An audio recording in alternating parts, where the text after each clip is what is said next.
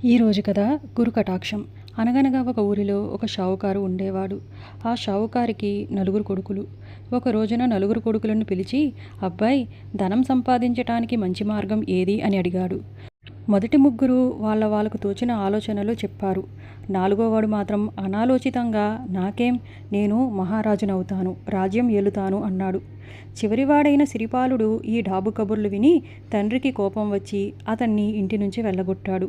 సిరిపాలుడు సరాసరిపోయి నవద్వీపం చేరుకుని అక్కడ ఒక గురువుని ఆశ్రయించి విద్యలు నేర్చుకుంటూ ఉన్నాడు.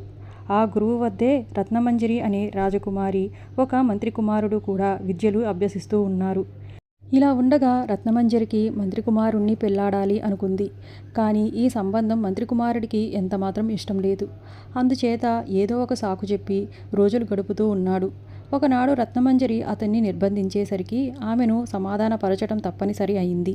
అందుకని ఎలాగైనా ఈ గొడవ వదిలించుకోవాలని నిశ్చయించుకుని మంత్రి కుమారుడు సిరిపాలుణ్ణి పురిగొల్పాడు.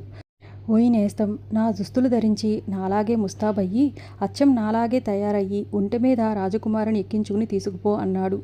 సిరిపాలుడు రెండో ఆలోచన లేకుండా అలాగే అనేశాడు. ఆ సాయంత్రమే సిరిపాలుడు గురువు వద్దకు పోయి, నేను రాజకుమారుని పెళ్లాడదలిచాను. ఈ రాత్రే మేము వెళ్ళిపోతాము, సెలవియ్యండి అని అనుజ్ఞ కోరేసరికి వాడి అమాయకత్వం చూసి గురువుకి జాలి కలిగింది. వెంటనే ఆయన సరస్వతీదేవిని ప్రార్థించగా ఆమె ప్రత్యక్షమై సిరిపాలుని నోటిలో మంత్రజలం పోసింది. ఆ క్షణం నుంచి అతనికి అపారమైన తెలివితేటలు వచ్చాయి. రాత్రి చీకటిలో సిరిపాలుడే మంత్రి కొడుకు అనుకుని రత్నమంజరి ఒంటె ఎక్కింది. వారు ఒక అడవి మార్గం పట్టిపోయారు. తెల్లవారగానే ఆమె వాడిని చూసి, అయ్యో, ఎంత ప్రమాదమైంది! ఈ తెలివి తక్కువ వానితోనా నేను కాపురం చేయవలసింది అనుకుని విచారించి అతనితో మాట్లాడడం మానేసింది.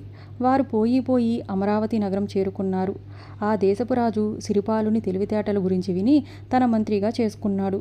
శ్రీపాలుడు రాజుకి గొప్ప గొప్ప సలహాలిస్తూ ఉండేవాడు. రాజ్యంలోని ప్రజలందరూ శ్రీపాలుని ఎంతగానో మెచ్చుకుంటూ ఉండేవారు. అతని తెలివితేటల గురించి అమ్మలక్కలందరూ రత్నమంజరితో చెబుతూ ఉండేవారు. కానీ ఆమెకు మాత్రం నమ్మకం కలగలేదు. ఆమె మేడ మీదనే ఉంటూ అతనితో మాట్లాడేది కాదు. ఈ సంగతి కాస్త రాజు చెవిన పడింది.